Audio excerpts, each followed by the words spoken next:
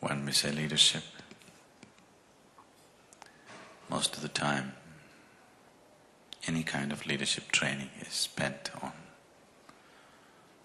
learning to manage situations, people, money, property. Yes, all this is important, but how could you… Essentially, a leader means you must be able to manage a few thousand people. Or in other words, you're trying to manage a few thousand minds. But if you're incapable of managing this one, this mind, how will you manage that mind? Just by chance. When you're managing situations by chance, you will be always freaked. Anxiety and leadership has become synonymous today because you're managing people by chance. If you cannot manage this one, managing that one is definitely by chance. So one of the most significant aspects of leadership has been generally ignored, or people have acquired this out of their own natural capabilities. That reminds me, you definitely heard of Andrew Carnegie. When Carnegie was multiplying his wealth at a tremendous pace, the United States governments of that day couldn't figure out how is he making so much money. So they set up an investigation because they thought something improper is happening here. When they looked through his business and they found nothing wrong, then they called him for an inquiry. This is, how are you managing to make so much money and we don't find anything wrong with your business?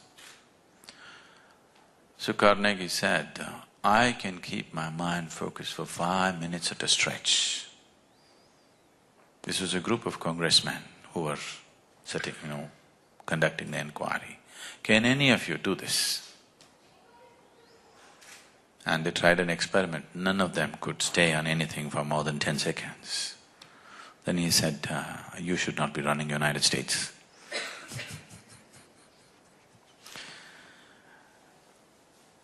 Because if you do not know how to manage this one, managing the rest is always going to be accidental.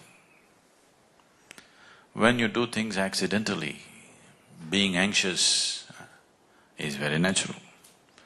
And today we have enough medical evidence to prove that if you're not in a very pleasant state of mind, then your body and your mind will never function at its optimal level. There is substantial medical evidence towards this. Only when you're very peaceful and blissful, your body and your mind works at its best. And your success in this world is just this. To what extent can you harness the capabilities of this physical body and this mind? That's all success is. It doesn't matter what is the nature of your activity, that's all it is. Is it so?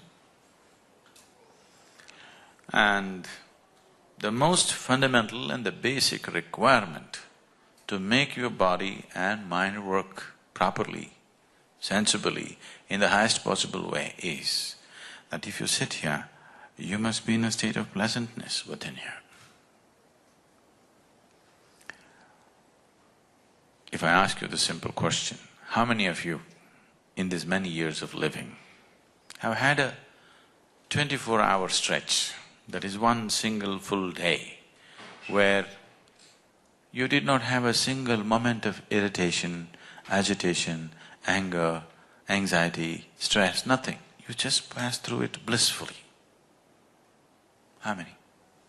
Very few people can say yes to this. Not just here, in the whole world, unfortunately.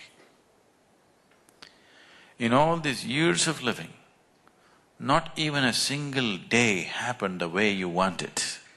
Not outside, within yourself. If your body and your mind took instructions from you, how would you keep it? Pleasant or unpleasant? Let me know your choices. How would you keep it? For yourself I'm saying, I'm not talking about your neighbor. You may have other intentions for him, but for this one, pleasantness, isn't it so? Yes or no? So if 124 hours did not pass in utter pleasantness, obviously your body and your mind are not taking instructions from you. Any instrument is truly useful to you only if it takes instructions from you, isn't it? Right now I'm using this microphone, this public address, it's very useful to me because it's amplifying whatever I say.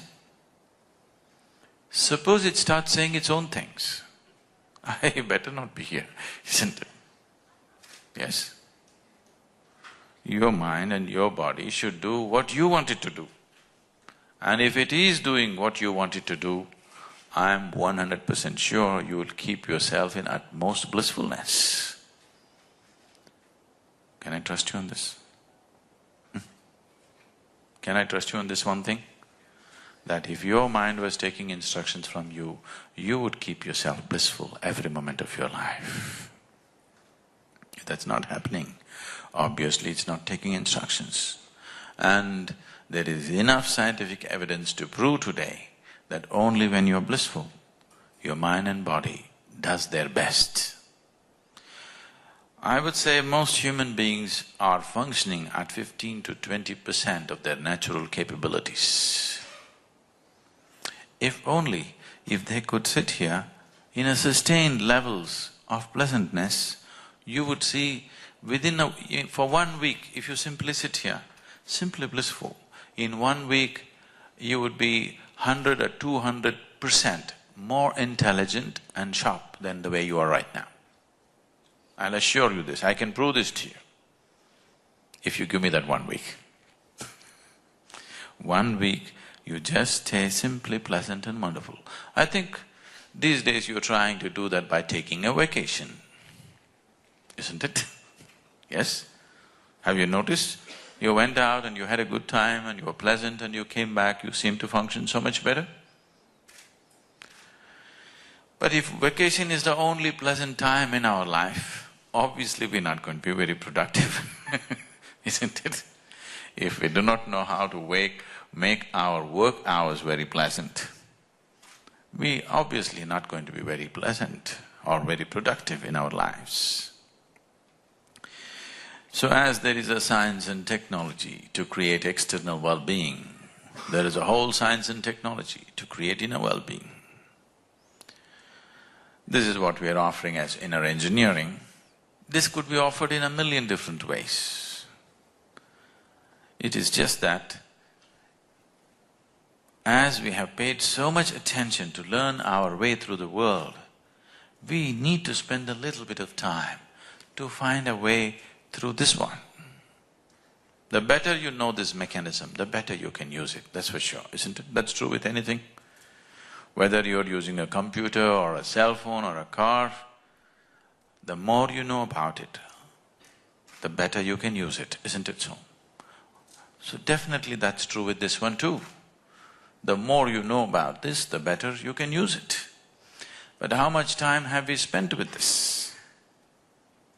When I say this, I'm not talking about you going and reading a book on psychology or on your physiology, no. What you call as my body and what you call as my mind, both these things you acquired over a period of time. When you were born, you came with such a small body, isn't it? Slowly you accumulated this. What you accumulate can be yours, can never be you. Yes? I'm not disputing whether it's yours or not for now. But what you accumulate can be yours. Can it be you? Whatever you accumulate can be yours, but can never become you, isn't it? If you start thinking yourself to be something other than what you really are, There are bad medical terms for this, I will not go into that.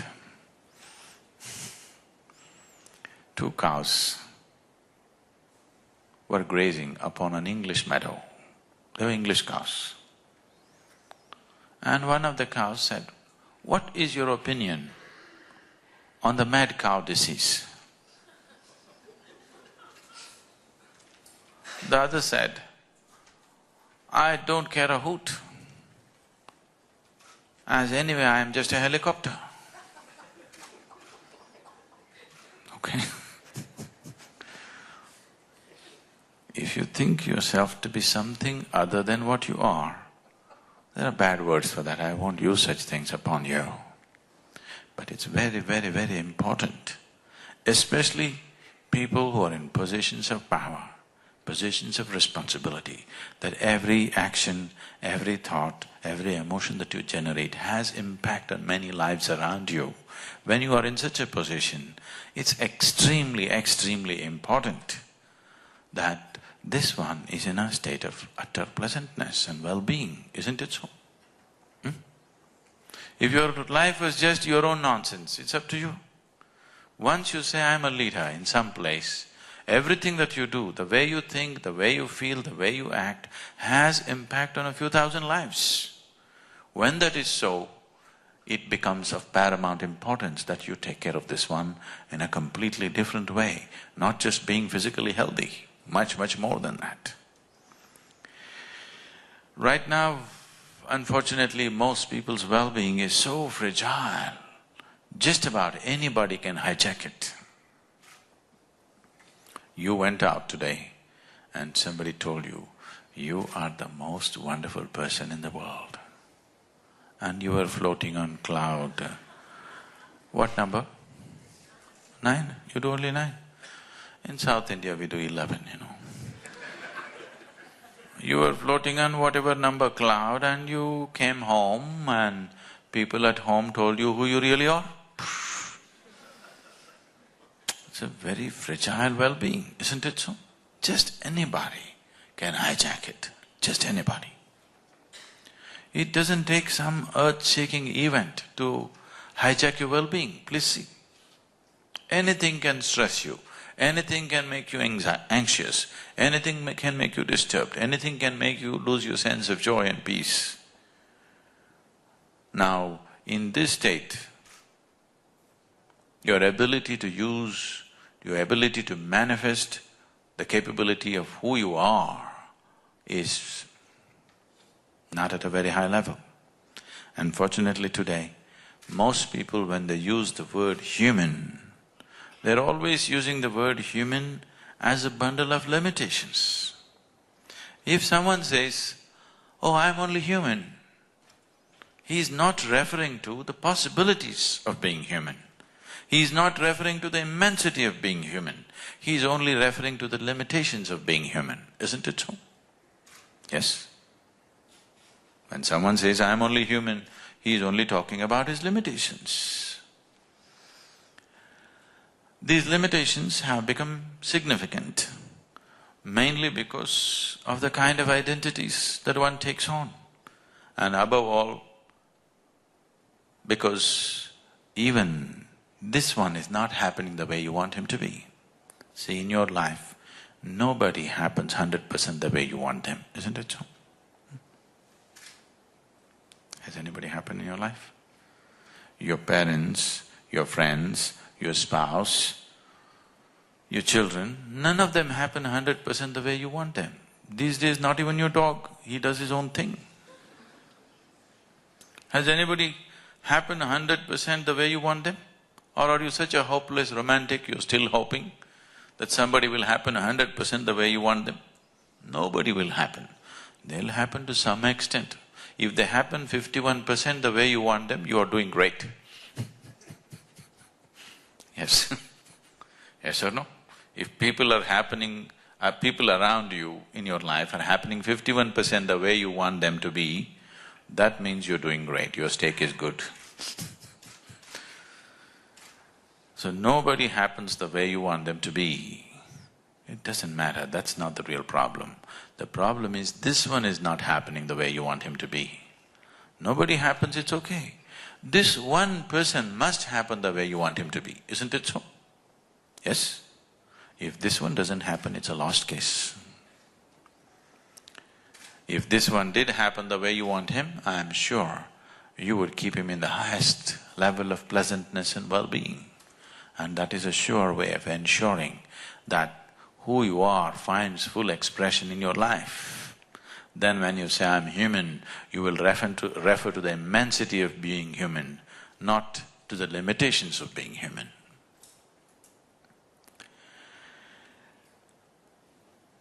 It is just that when it comes to the outside, we have understood. There was a time, whenever you get onto your plane today, do you tell prayers?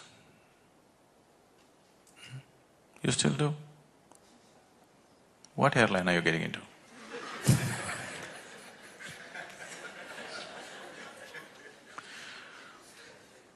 Not anymore, isn't it? You just go, because you know the airplane is well taken care of, the pilot is well trained and everything that needs to be done has been done, and the chances of you crashing are 1 in a million. Isn't it so? The chances of you getting killed crossing a street is much more than crashing your plane. So, no, you just go and sit, nobody thinks of God. There was a time if people had to get into an airplane, they would pray 10 times before they got in because they were not sure whether they're going to land or not. Technology, isn't it so? Yes or no? Technology. So right now your trust in technology has way outstripped your trust in God. Please say this. Yes or no? Yes or no? Is anybody still trying the carpet? Somebody was just asking me now, I said, right now I flew on a silk carpet and came from India, you know. It's funny why they named an airplane Silk.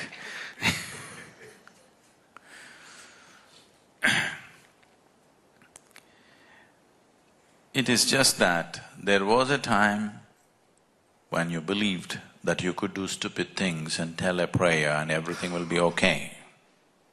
Now you understand, unless you do the right things will not happen to you. Yes or no? Are you clear about this?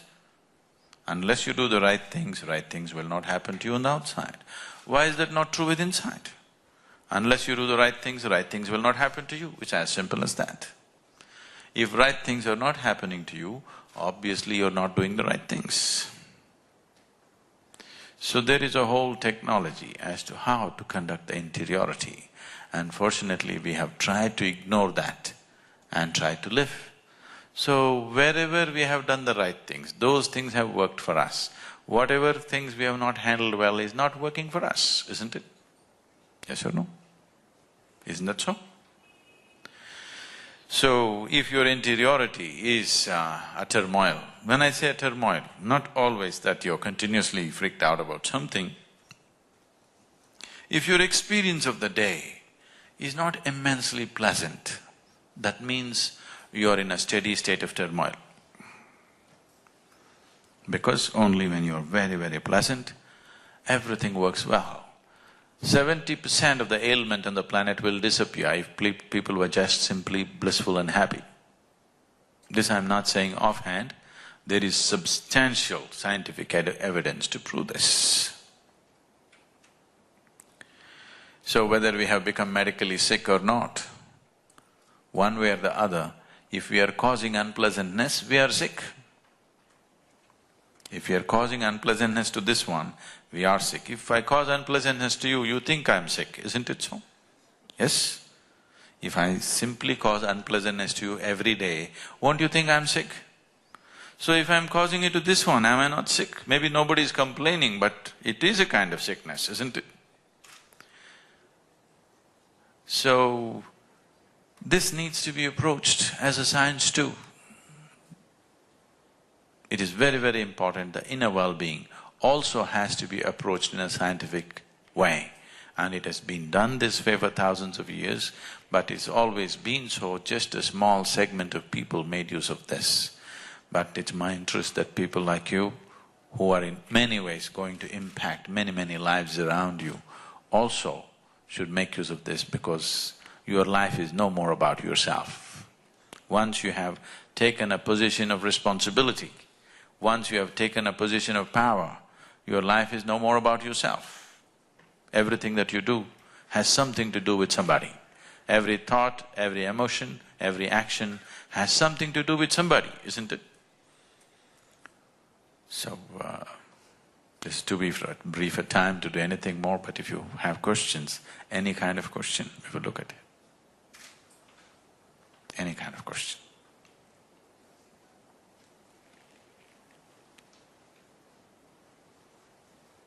Hello, I'm J.P. Melosh. I'm an MPA student at the Lee Kuan Yew School of Public Policy. You emphasized in your presentation the need to be at peace with ourselves or being relatively happy. However, do we not need to be sometimes angry or sometimes uncomfortable with our surroundings in order to have the drive to change the things that we want to change? I did not say you should be at peace with yourself or you should be happy. I'm just asking, what's your choice? What is your choice for yourself? Pleasantness or unpleasantness? Yes, what's your choice?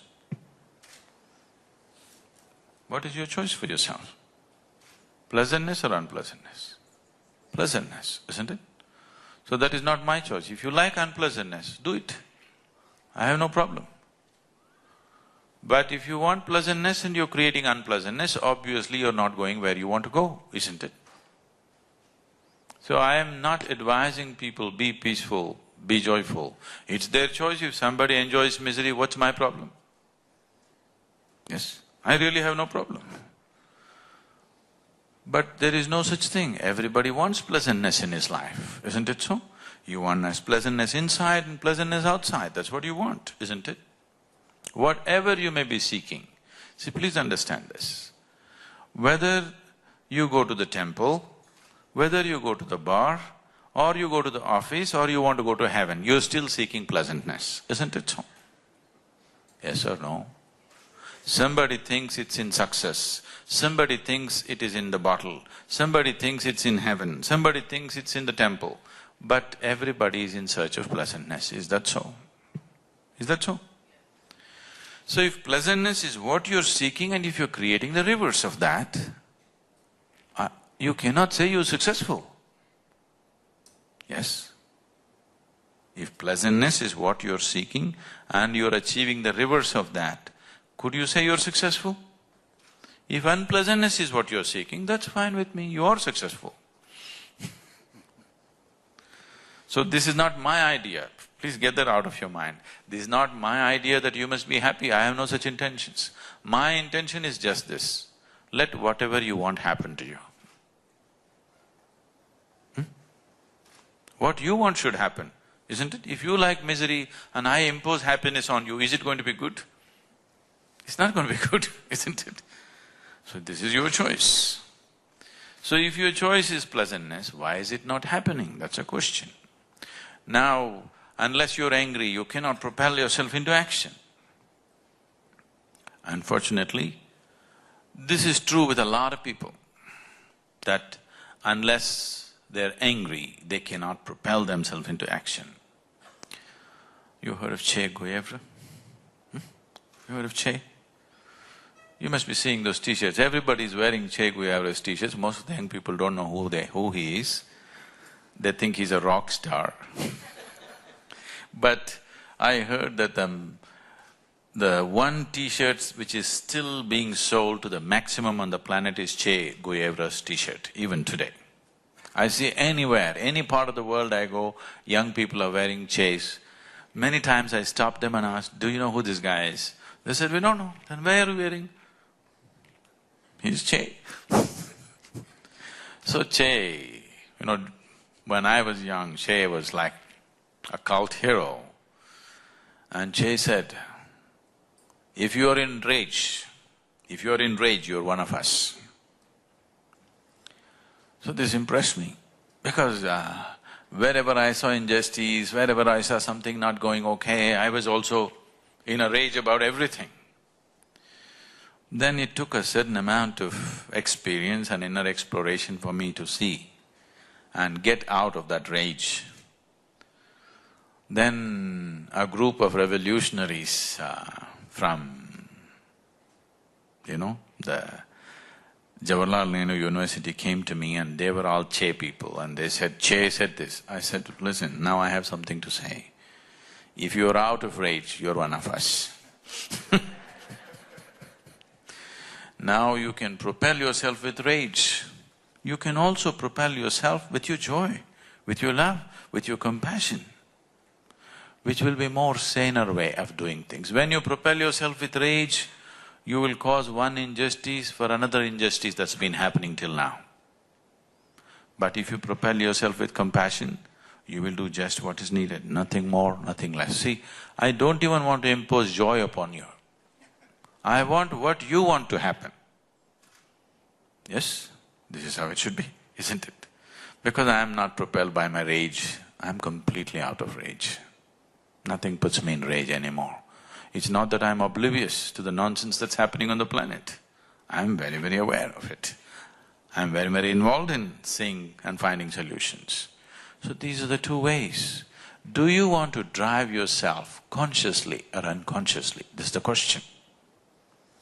Whenever you're in rage, whenever you're angry, are you conscious or unconscious? You're definitely unconscious, isn't it? And when you become angry, generally you suffer more than your victim most of the time. Yes or no? So in that kind of condition, what are you going to create? Once in a way, corrective measures may happen because somebody is angry, but that is not the way to do things. In a balanced, sane way, you can correct things, isn't it? The reason why the first injustice has happened also is because somebody is in rage and you're trying to correct it with another rage. Let's say a crime happens on the street.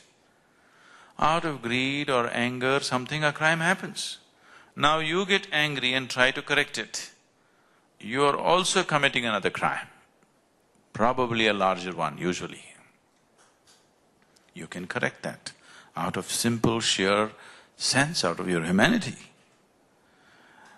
Just now, like about 6 days ago, I was speaking to a group of people and they introduced me as humanitarian.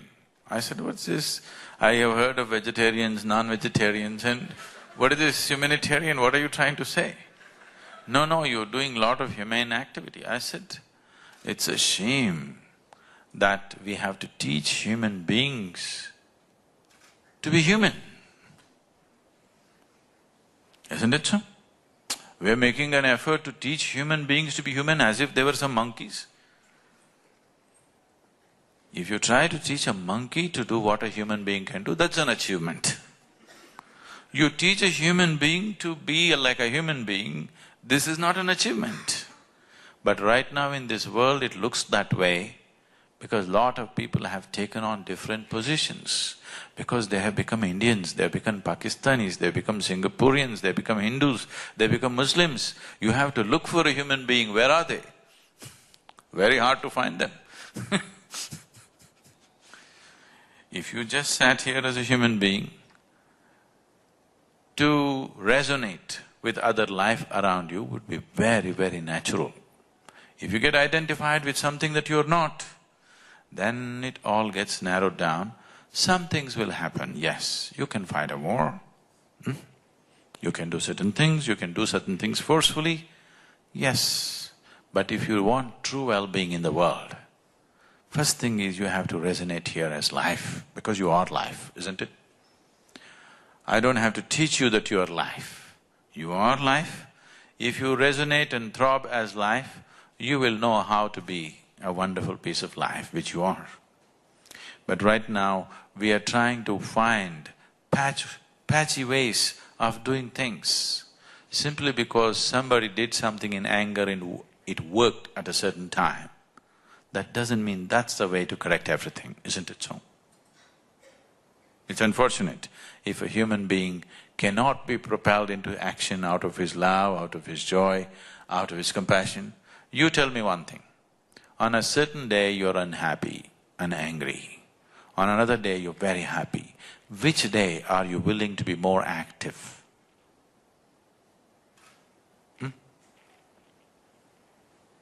When you're joyful, you're ready for endless amount of activity, isn't it so?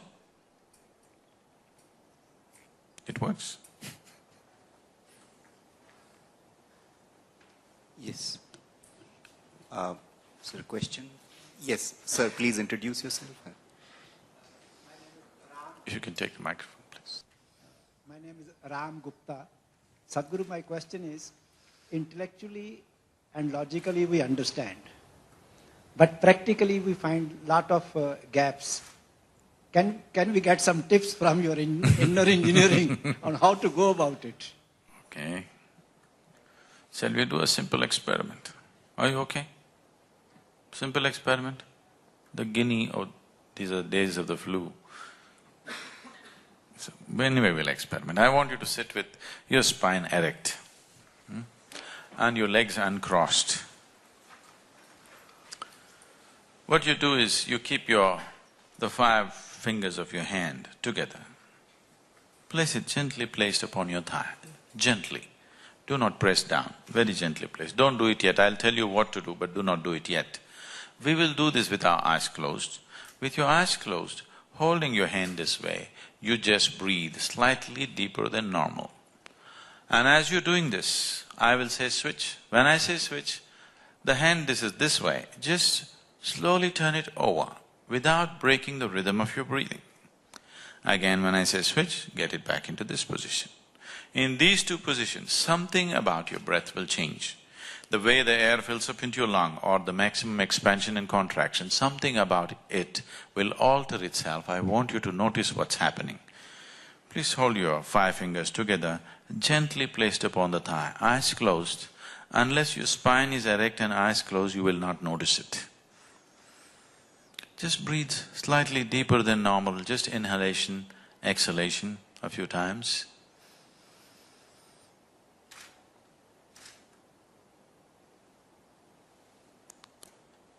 Switch.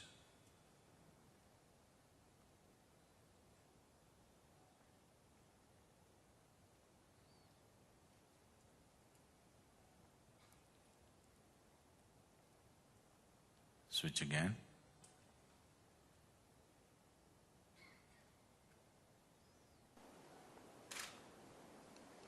Please open your eyes. Do you notice some change in your breath? Can someone say what? When it's this way, where is the maximum expansion? Could you notice that?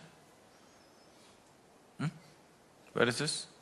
Deeper in one of them. Okay. What's happening, I will tell you. Just do one breath and you will notice this. When you hold the palm facing down, the maximum expansion and contraction is in the lower lobe of the lung, so you notice it in the diaphragm region.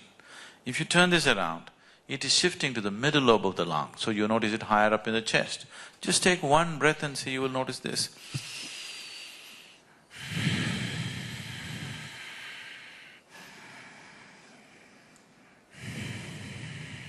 Is that so?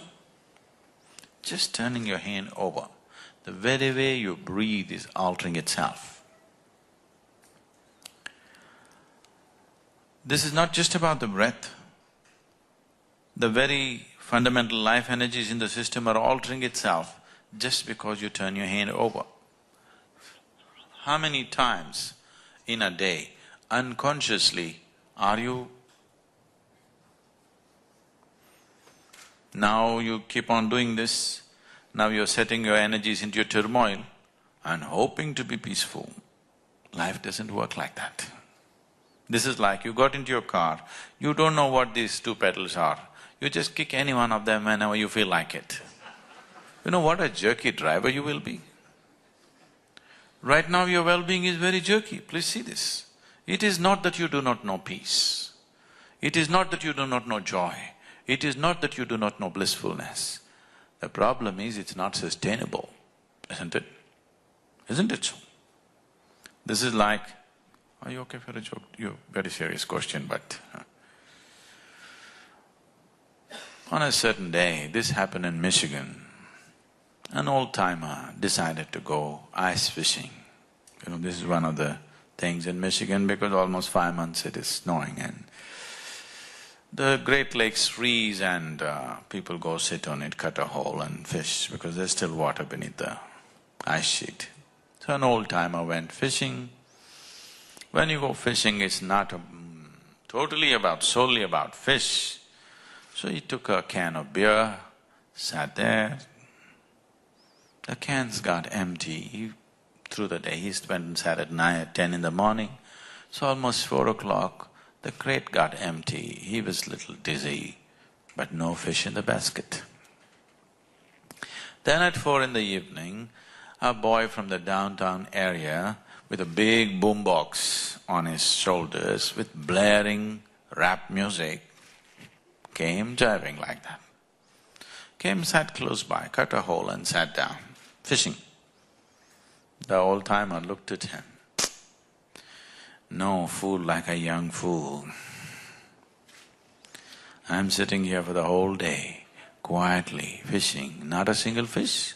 The fool comes in the evening, the sun is about to set, and with this blaring music, is he going to catch fish? No fool like a young fool. The young people think the other way around, but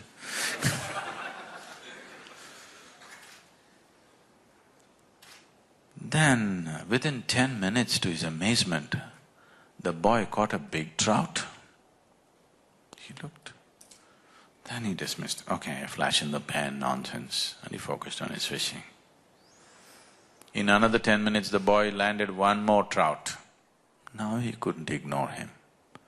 He sat there watching the boy. The boy was listening to blaring music, jiving, and like this. And in another 10 minutes he caught one more trout. Now he couldn't ignore this anymore. He kept his pride aside, slowly walked up to the boy and asked, see, I've been sitting here since morning. I haven't landed a single fish. You just came, in 30 minutes you got 3. What is the secret? The boy turned down the music a bit and said, roo-ra-ra-ra, roo-ra-ra-ruff. I said, what? The boy again repeated, roo-ra-ra-ra, roo-ra-ra-ruff. I said, I don't understand. He said, wait.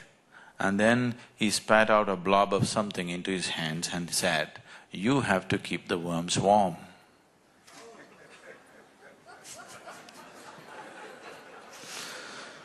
Unless you do the right things will not happen to you. So, because the technology is subjective, it's about you. See, if it was about something else, I would have written a book and given it to you. Because this is about you. You are the object and you are the subject. So here, it needs a different level of focus. Right now, your whole focus is outward, in the sense, right now the way you perceive life is through 5 sense organs. Seeing, hearing, smelling, tasting, touching. This is the way you know life, isn't it so? If these 5 faculties shut down, you'll have no experience of life. For example, right now if you dozed off a bit, that's not instruction. If you dozed off a bit, suddenly in your experience, I will disappear, for sure. Everybody around you will disappear and you will also disappear, isn't it so? You fell asleep for a moment, the world disappeared and you also disappeared. Everything is going on, but in your experience, everything is gone. Simply because the 5 sense organs have shut down. So these 5 sense organs are the basis of your experience right now, and they're essentially outward bound. You can see what is around you. You can't roll your eyeballs inward and scan yourself. You can hear that. So much activity in this body, you cannot hear that. Even something as small as an ant crawls upon this, you can feel it. So much blood flowing, can you feel it? In the very nature of things, your sense organs are outward bound. But the basis of your experience, the seat of your experience, the source of your experience is within you. Right now, do you see me, sir? Do you see me? Where am I? Tell me. You must point it out. Where am I? Ah, you got it wrong. You know I'm a mystic. See, right now this light is falling upon me, reflecting, going through your lenses, inverted image in the retina. Don't you know the whole story? Where do you see me right now? Where do you see me? Within you, isn't it? Where do you hear me right now? Within you. Where have you seen the whole world? Within you. Have you ever experienced anything outside of yourself? The light and darkness has happened within you. Your joy and misery has happened within you. Your agony and ecstasy can only happen within you. You have never experienced anything outside of yourself. Your pain and pleasure has happened within you, isn't it so?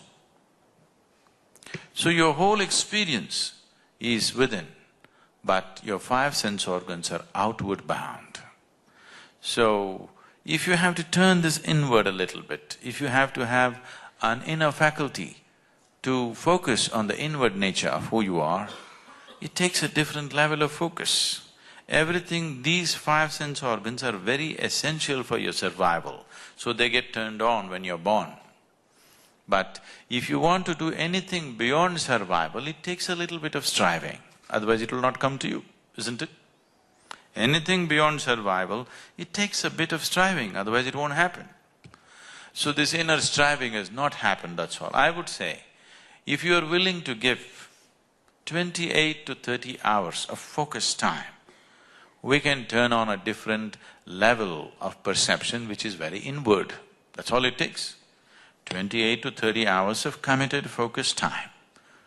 We usually format this in 3 days, 4 days according to people's convenience, but essentially that's how much time it takes for you to have a simple mechanism to activate a perception which is not outward, which is inward. Once you know what is happening within you, once you're conscious of how it is functioning within you, I'm sure you will create pleasantness for yourself. I trust you on that. I'm Murad, studying here at LKY School of Public Policy. I was just wondering about one concept that you mentioned, that the body and mind get accumulated over time and they are acquired. So they are essentially different from who we are. And I wanted sort of this to compare with the saying of Descartes that said that cogito ergo sum, meaning I think, therefore I am, which is a human being is a thinker as and such. And I was wondering how the mind would be different from who we are. And you also said that we are life. Could you cast some light upon that? Thank you.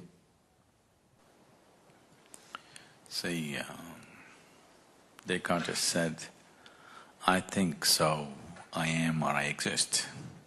I'm asking you, okay? From your own intelligence, you tell me. Is it because you exist, you can think, or because you can think, you exist? Please tell me, what is true for you? Because you exist, you can think, or because you think you exist? Huh? Because you exist, you can think, isn't it so? Right now your thought process has become so compulsive. It's a mental diarrhea. It's on all the time. So you think it's a non-stop thing, it is not so. If I sit in one place, if I shut myself up and sit, 4 days, 5 days, I don't have a single thought in my mind. Because thought is an activity, isn't it? Any activity, if you wish, it must happen. If you do not wish, it should not happen, isn't it so? If you're in a compulsive state of activity and you think that's your nature, oh, that's a sad thing. Descartes is a poor man. I know, famous, what to do. Now, it is not that I said so. See, don't accuse me of such things. I did not say this. You tell me, when you were born, were you of the same size as you are right now? No. Slowly you gathered this. What you call as my body is actually just a heap of food that you've eaten, isn't it so? Not a pleasant way to describe you, but it is just a heap of food that you've eaten or a piece of this planet, isn't it? Yes or no? Your body is an accumulation, is that so? Is that so? The content of your mind is also an accumulation, is that so? So all I asked you was, what you accumulate, it can be yours, I'm not disputing it as yet, but it cannot be you. It's like this, I'm sitting here right now and I suddenly pick up this glass and say, this is my glass. Then you'll think, okay, Sadhguru has a problem, but it's okay, let's listen. People say he is wise, let's listen. After some time, I said, this is me. Then you'll say, let's go. Yes or no? Because now this is a serious problem. This is my glass itself is a problem. Now if I say this is me, this is a serious problem. You don't want to be here. The food appeared on your plate, you said, this is my food. You ate it and now you say it's me. This is a very serious problem. You need to address it. I didn't create this problem. You've been living with this problem for a long time. I feel it's time you resolve this. If you don't resolve this one problem, you're an endless problem. If you resolve this one problem, there is no other problem in life. There is only one problem in life, that's you. If you solve this, then there is no other problem, just situations. Some we can handle, some we cannot handle, that's all.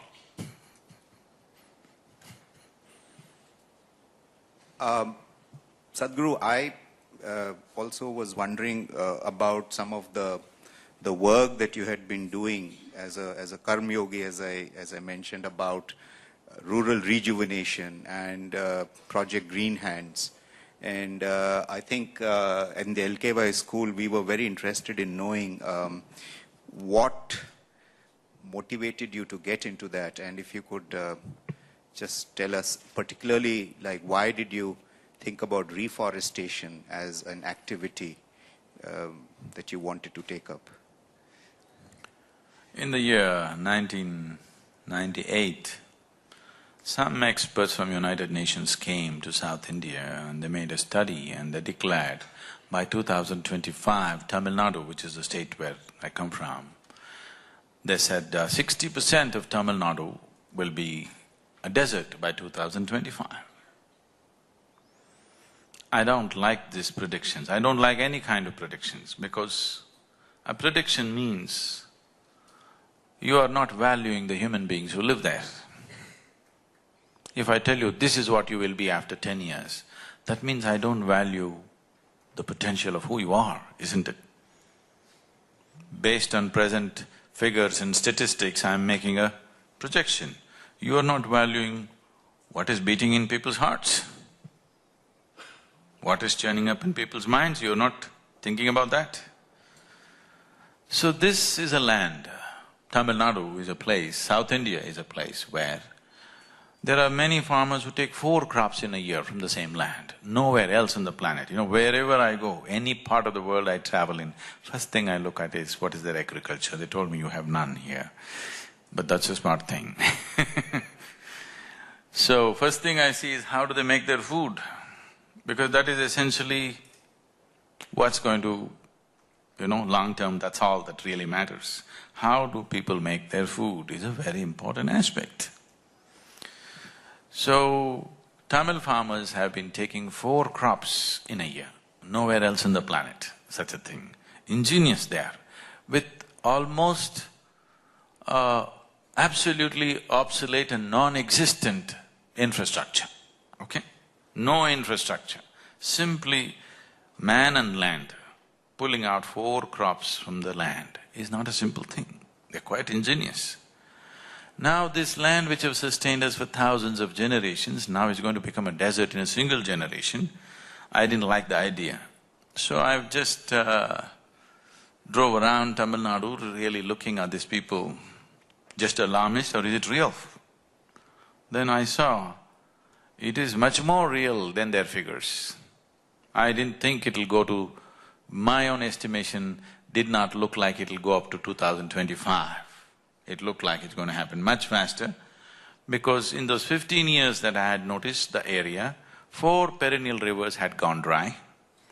In Coimbatore city where we come from, I know very well 60 to 75 feet we were striking water with the tube wells. Now they're going 1400 feet. And whole areas are just going dry. People are actually leaving their villages where they've lived for generations and going away somewhere else. So when I saw this, okay, what can we do? Changing government policies, reversing global warming, all these things are not in our hands right now because it depends on so many aspects. One of the simplest things that you can do is put the green cover back.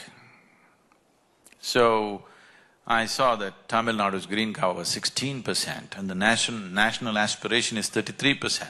So we just made a simple calculation, what does it take to make it 33%? Then we saw if we plant 114 million trees in about 6 to 8 years' time, in 15 years' time we'll have 33% green cover. So we started this movement in 1998. I started planting trees in people's minds. It took 6 to 8 years. That's the most difficult place, you don't know. Now in the last 5 years, we've been transplanting this from people's head to the land. Okay? We planted little over 14 million trees in the last 4.5 years. And Tamil Nadu is the only place in the whole of Asia in the last 30 years where the green cover actually has gone up. So official figures are today, this January, the government announced that the green cover has gone up by 4.2% in 5 years' time. That's what the people did. All it took was just people's movement. No great investments, no great infrastructure, nothing, just people's movement. We convinced the farmers to plant 10% of their land into trees, fruit trees, any kind of tree. Just doing this much has happened. So another 100 million trees, people think it's big numbers. These are not big numbers. When I said 114 million trees, they said, oh, this is impossible, how can anybody do this?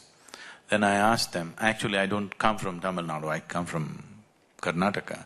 I asked them, how many people are you? They said, we are 4 people in the house, 1 is on the way, something like this. I said, that's not it, how many Tamils are you? How many Tamil people? They said, we are about 60 million people. I said, 60 million people, all of you plant 1 tree today. Take care of it for 2 years and plant 1 more. You have 114 million trees going, much more than that. This is all it takes. Even a beggar on the street can plant 1 tree, he'll have an office for himself. He'll have an office building growing for himself in the next few years if he plants a tree, isn't it?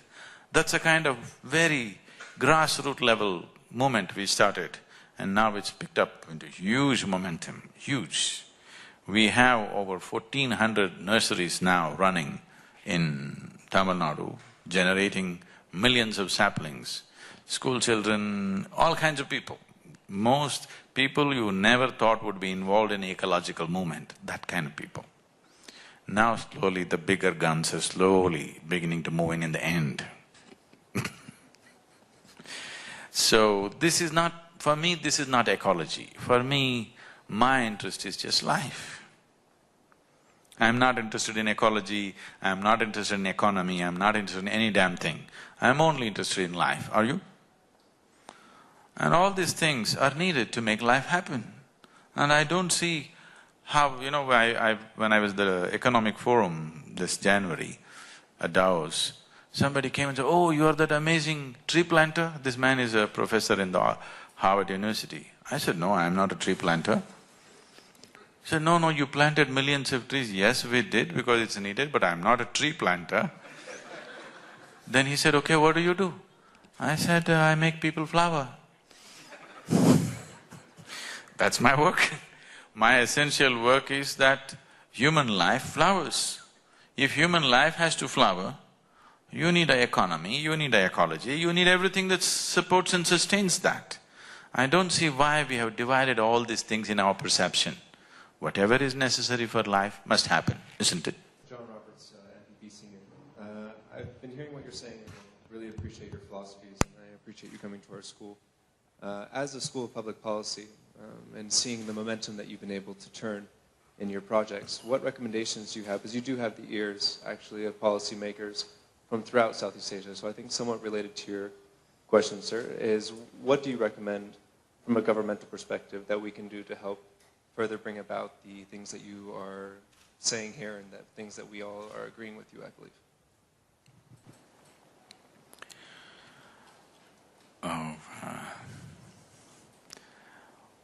When we say governance, we need to understand that a government generally is not designed to run the nation in its entirety. It's the people who have to run the nation. Always it's been so. Governance is to just create an atmosphere where… So now here you decide you drive on the left side of the street. If the government does not decide this, that in this country we drive on the left side of the street… Are you from America? You drive on the wrong side. So now you come and drive that way, I come from India and I drive another way, somebody comes and they drive in the middle. Now every day we would be clashing into each other. So governance is essentially to see that people in their pursuit of their well-being and whatever else they're doing, they're not clashing into each other. That's governance essential, on all levels. Whether it's economics or social life, whatever, essentially you're seeing every individual in pursuit of his well-being does not clash into somebody else's well-being. That's all governance essentially is. But there may be situations in societies where sometimes a government has to step in and pump up a few things because it is not happening the way it is supposed to happen. So these are all usually… they must be timely and limited periods of time. Any long-term intervention from any government always leads to some kind of, situations. In different societies, these things may be decided and determined by those societies as it is necessary for them. There is no one common prescription,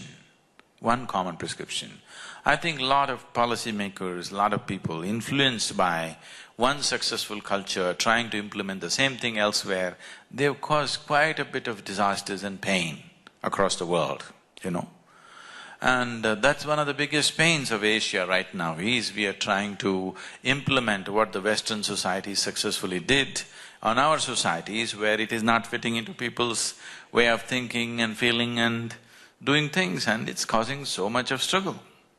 Not because it's right or wrong, it is just a question of what works for us here. So, as policy makers, the main policy is just this, human well-being is the policy, isn't it? That's all the policy is. All other policies should be around that. There's a single policy for any government, it must be the well-being of the citizens of that nation. Rest of the policy is only incidental and it could be changing every other day. As long as we keep the basic well-being of the citizens as the main policy, other policies can keep on changing as situations change. But unfortunately, we get identified with policies and systems and ideologies and we forget all this nonsense we created only for human well-being, isn't it? So there is only one policy, actually, human well-being, well-being of the life on this planet. That is the only policy. To fulfill that one policy, we may have to continuously evolve what we are doing. coming to thinking out of box and for Asia and the current meltdown,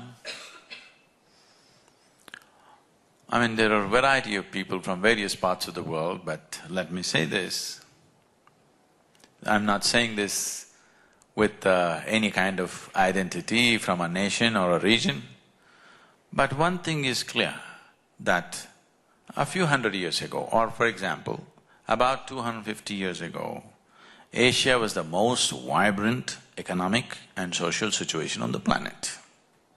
That's why every European ship risking their life, they wanted to come to India because it was the most vibrant economy on the planet. For whatever reasons, for multiple reasons, these things change. And it went down and almost 12, 15 generations of very abject poverty happened and various structures and strengths of the society diminished over a period of time. All these things have happened. Once again, they're trying to rejuvenate that, but there are many, many missing links in that. We have to work on many things which unfortunately our policymakers are still grappling with. It's not that there is lack of understanding, but there's lack of implementation for various reasons. But now the current meltdown, if you ask me, I don't know, none of you are going to like this, it's a very good thing. For me, it's a very good thing, because the kind of economic structures we have created are simply unrealistic. Simply unrealistic. If you go at this pace, see right now for example, if you take American economy as the ideal, because that's the richest society on the planet, if you take that as the standard, and if you provide that for 7 billion people on this planet, I think we just have another 30, 40 years for extinction. Yes? Am I exaggerating? Am I exaggerating? There's only one man. So, somewhere we have to reinvent the way to run an economy, that it's not self-destructive in the process of creating prosperity. Prosperity at what cost is something we have to look at. So one thing is definitely to relook at the very idea of what is development. We really have to look at this. The very idea of prosperity is something we have to look at. Prosperity does not necessarily mean simply more and more, okay? Because there is no more and more. There is only this much. There is only one planet to live on. I know the ladies are planning to export the men to Mars and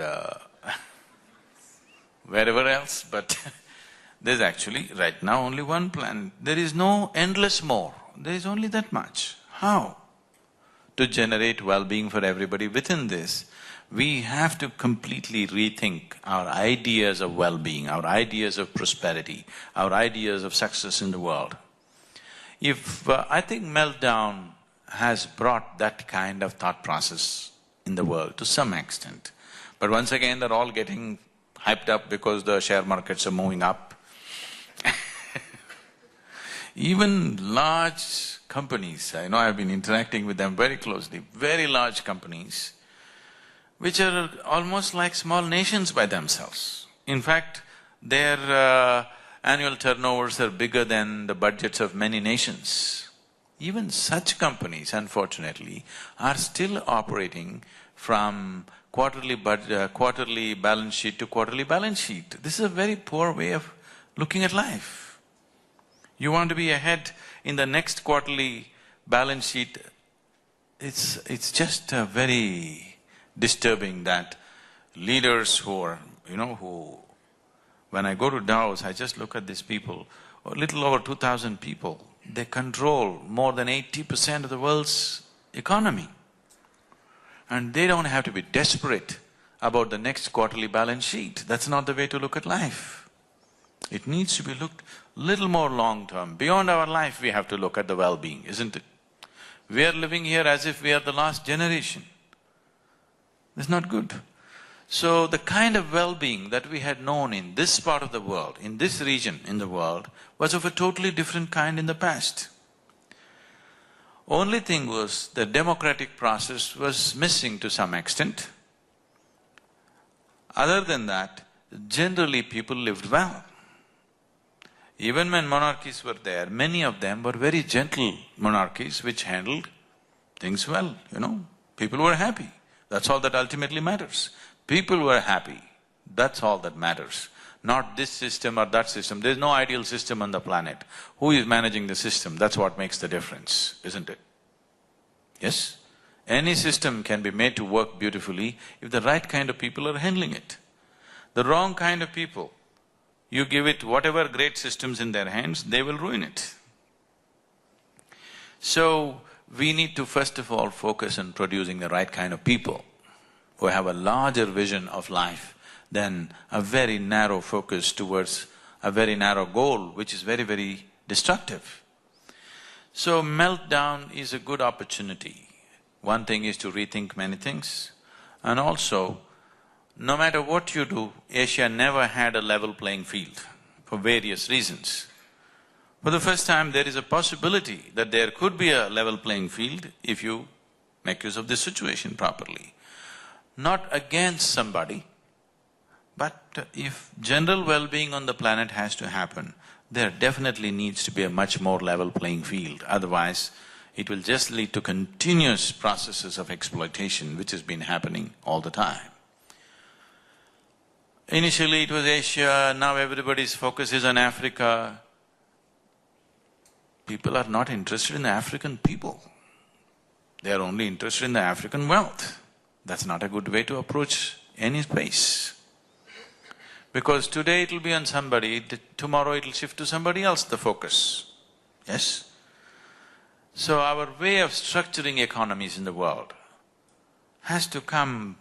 if you want to create a more gentler economies, more compassionate economies where every human being can find a way through it, not be rubbed down by it, it's very, very important that the public policy comes from a different level of understanding. Market forces are fine to keep vibrance in the economy, but market forces should not direct the nature of life on the planet. Because commercial forces should not direct the life on the planet, the nature of life on the planet. They are good only to keep vibrancy in activity, and that's all. But right now we are allowing the commercial forces to decide how people live. Yes? I'm not making any particular comment on any company or whatever, but even a kindergarten child, a child which is going to kindergarten knows this much, that carbon dioxide is bad for him. Yes? But you bottle carbon dioxide and you say this is the real thing. Now we need to look at it. What is it? What is this about? Are we really interested in human well-being or just in somehow running something we call as economy which is against human well-being? There is no such thing. Nobody should call himself an economist, an environmentalist, this. Essentially, every human being should be focused towards how to create well-being for all life on this planet. That should be the fundamental policy. And this consciousness, if it doesn't arise on all levels, we will work towards our, diminishing human life on the planet, not for the well-being, because right now we are going about as if we are the last generation. It's a very irresponsible way to live. So this meltdown is a good time. People have time to think because they're out of their jobs, they're thinking, it's good. Welcome you all to… We have created a certain space in South India. We are in the middle of a rainforest, and this space was essentially structured, engineered for self-transformation. This is a very carefully crafted place just for this purpose, and we are open 7 days of the week and 365 days, and we are only 4 hours away from here. So someday, whenever it's possible for you, please make this trip and experience this space, because this is a very, very unique space created for self-transformation. This is something that everybody should experience. Thank you very much.